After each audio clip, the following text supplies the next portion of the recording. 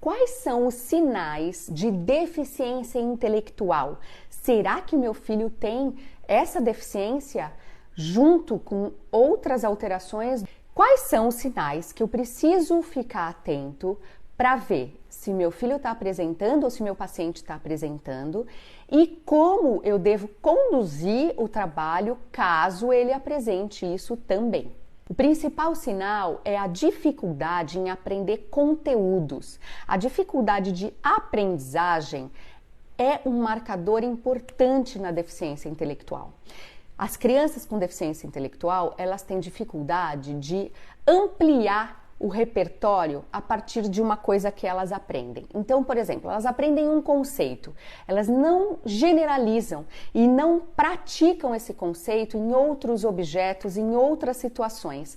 Elas repetem apenas o que foi ensinado para elas nos seus comportamentos do dia a dia. E como a gente precisa ensinar muitas coisas para uma criança, o ideal é que ela aprenda a partir de conceitos que nós damos, o ideal é que ela transfira esses conceitos para o livro, transfira esses conceitos para o parque, transfira esses conceitos em imitação, faça associações sozinhas.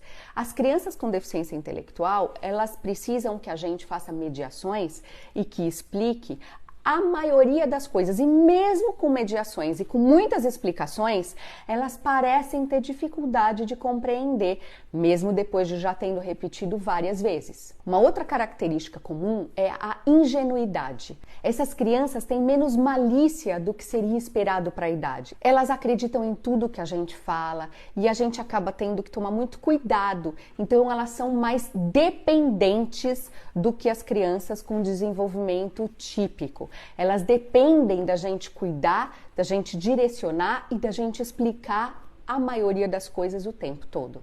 Essas crianças, enquanto são pequenininhas, elas apresentam dificuldades para entender, por exemplo, como fazer um jogo do que é esperado da sua idade. Um jogo que a maioria das crianças de 3 anos, de 4 anos faz. Ela entende as regras, ela entende todos os processos, ela aprende e consegue se divertir, ou ela é ingênua, inocente, é passada para trás, ou não consegue entender e acaba não permanecendo na atividade. Essa dificuldade que começa com pequenas dificuldades em conteúdo de jogos e atividades lúdicas, quando a criança tem 6, 7, 8 anos, vai ser uma dificuldade de aprendizagem na escola. Então, dificuldade para aprender os conteúdos escolares.